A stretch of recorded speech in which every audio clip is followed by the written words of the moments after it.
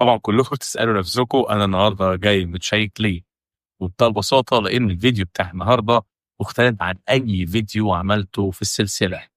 قبل ما أبدأ كلام، الدولار النهاردة في وقت تسجيل الحلقة عامل 49 جنيه مصري، ولو في تعديل هكتبه هنا. المهم الفيديو ده بيتكلم عن أغلى 10 تليفونات عرفتهم البشرية. لا تقول لي اس 25 ولا تقول لي الفولد 7 ولا تقول لي حتى الايفون 17. فاحنا هنا حرفيا بنتكلم في فئة اللعب مع كبار. حلقة النهاردة لذيذة جدا واتمنى ما حدش يتعقد، لان التليفونات دي معمولة لناس معينة بشكل معين. دي مش تليفونات معمولة للناس الطبيعيين ولا حتى الناس اللي مش طبيعيين، دي معمولة لناس معينين.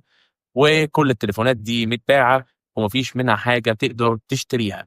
احنا هنا بنستعرض حاجة زي دي لان فعلا الموضوع غريب جدا، وانا بصراحة اتحريت، فيلا بينا عشان انا اتحريت جدا.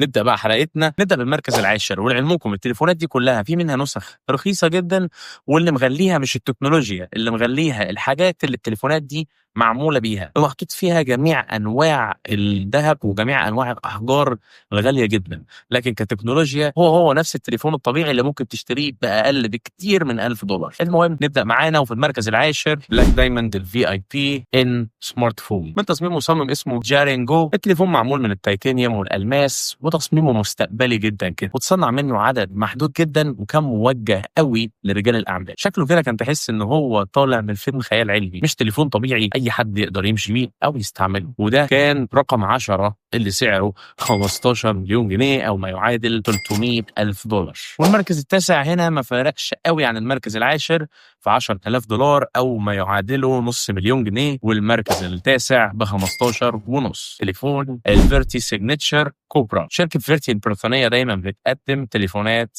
فاخرة او تليفونات لاكجري زيادة عن اللزوم للأغنياء عندها. والنسخة دي بالذات كان فيها تعبان ملفوف على التليفون كله من الذهب، وعينه من الياقوت، وجسمه فيه أكتر من 439 حباية ألماس. والتليفون ده اتعمل منه 8 نسخ في العالم وبس. والمركز الثامن بقى مختلف تماما عن اللي قبله واللي قبله.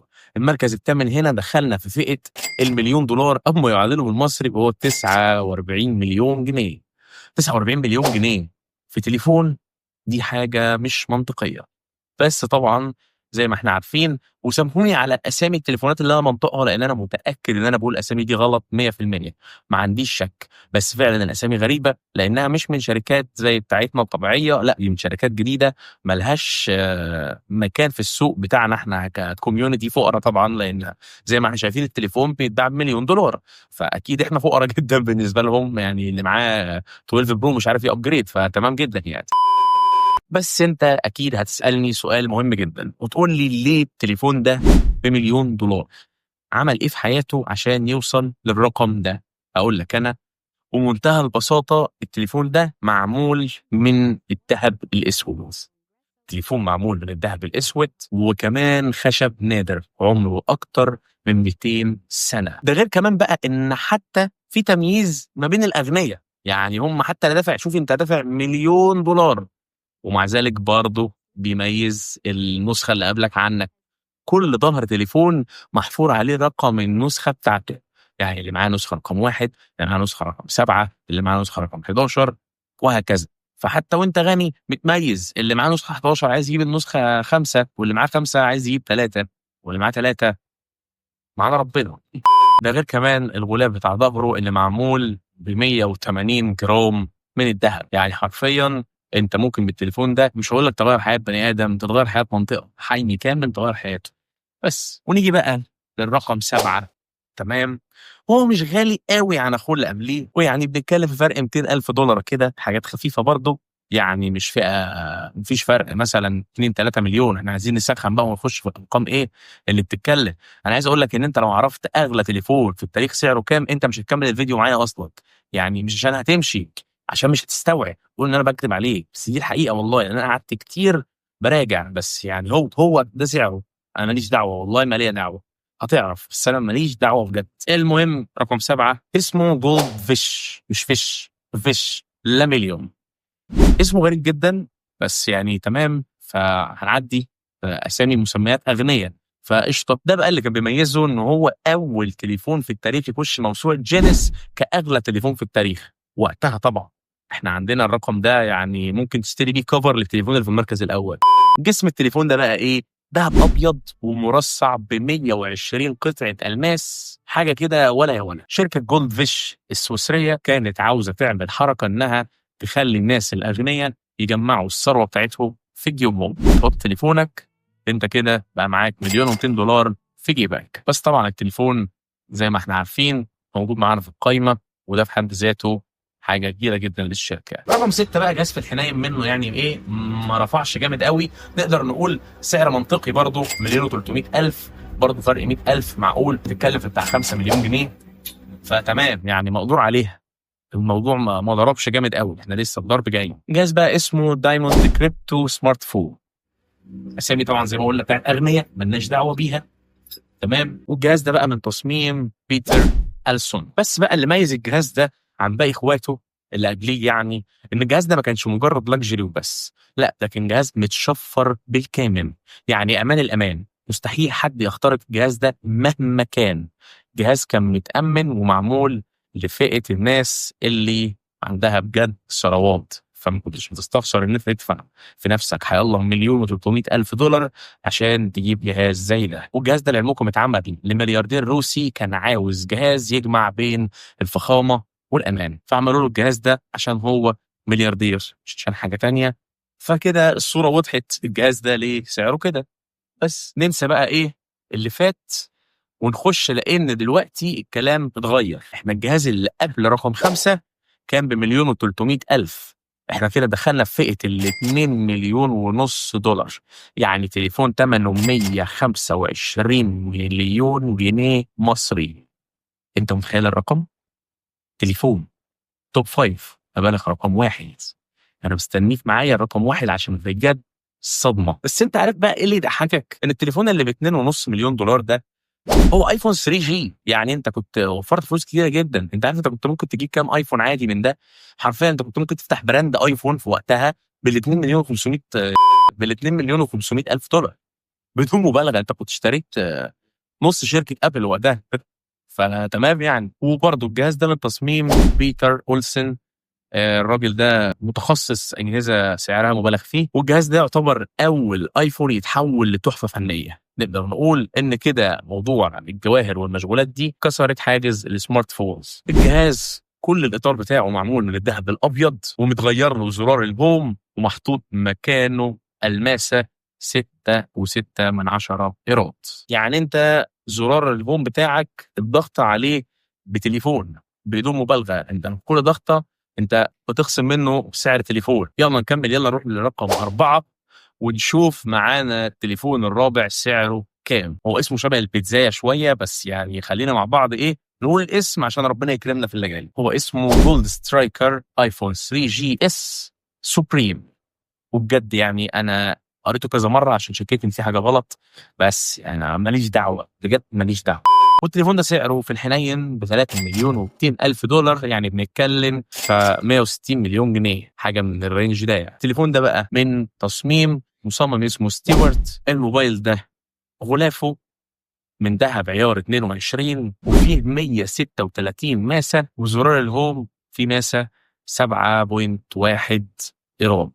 انت متخيل احنا بنتكلم في ايه؟ حتى العلبه اللي التليفون بيجي فيها كانت معموله من الجرانيت الحقيقي. كان الجهاز ده تحفه فنيه كامله مش مجرد جهاز. ونخش على رقم 3. طبعا التوب 3 مختلفين تماما عن باقي السلسله، يعني احنا بنتكلم ان السبعه اللي فاتوا كوم، والثلاثه دول كوم تاني. وكل اللي اقدر اقوله لك من التليفون اللي معانا في رقم 3 يشتري القائمه اللي قبليه كلها. التليفون الثالث معانا سعره 8 مليون دولار، واللي يجي لنا في الموضوع ان هو ايفون 4. هو كتليفون كهاردوير هو ايفون 4 عادي جدا، ما تعرفش تنزل عليه فيسبوك وواتساب النهارده، بس تحفه فنيه، فعشان كده سعره مش منطقي. هو المصمم ستيوارت، بس المره دي سمى الايفون 4 بتاعه الدايموند روز اديشن. وهنا بقى طور الموضوع اكتر، يعني احنا بنتكلم ان الموضوع بقى فج معاه اكتر. عمل ايه بقى؟ الجسم الخارجي كله متغطي ب 500 ماسه، والزرار اللي هو عمله من ماسه ورديه نادره جدا جدا جدا، واتعمل منه نسختين بس في العالم كله. واحدة من النسختين دول راحت لعميل عربي. طبعا كلنا عارفين الدولة اللي راحت منها العميل العربي دي كانت ايه. نيجي بقى للمركز الثاني، والفرق بصراحة ما بين الثالث والثاني مش كبير قوي، $1,400,000. المركز الثالث كان ب$8 مليون، والمركز الثاني ب$9.4 مليون. يعني بنتكلم في نص مليار مثلا، حاجة في الرينج ده، قريب ممكن 400 مليون بس، يعني عشان ما نبقاش ايه بنأفور، يعني خلينا نتكلم في المنطقة. كان ايفون 4 اس، هو بقى ده اللي جالنا. كانت تقريبا الفترة دي كانت الناس اتجننت، يعني انت فاهمني، ما كانش طبيعي الموضوع. كان ايفون 4 اس اليت جولد كان ده اسمه، وكان المره دي الموضوع برضه خدوه ليفل، يعني كانوا مجانين. يعني التليفون ده بقى اللي ميزه ان هو اتعمل يدوي بالكامل، ما دخلوش مكنه.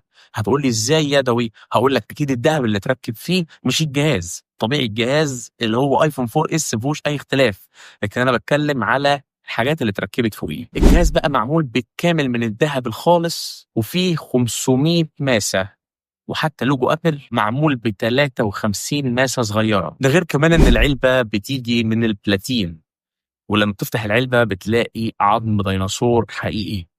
كل ده عشان يحللوا القرش مش اكتر. انت هتعمل ايه بعظم الديناصور؟ ما عنديش معلومه، بس هو عظم ديناصور حقيقي. فيعني الباكجينج فخامه من هنا لسنين قدام. ومش عايز حد يتخض بقى من التليفون رقم واحد معانا، لانه لا قريب من اللي قبله ولا قريب من اللي قبله. حتى لو جمعنا الاثنين على بعض، ولو جمعنا ال10 كلهم على بعض وضربناهم في ال3، قد يكون جاب سعر.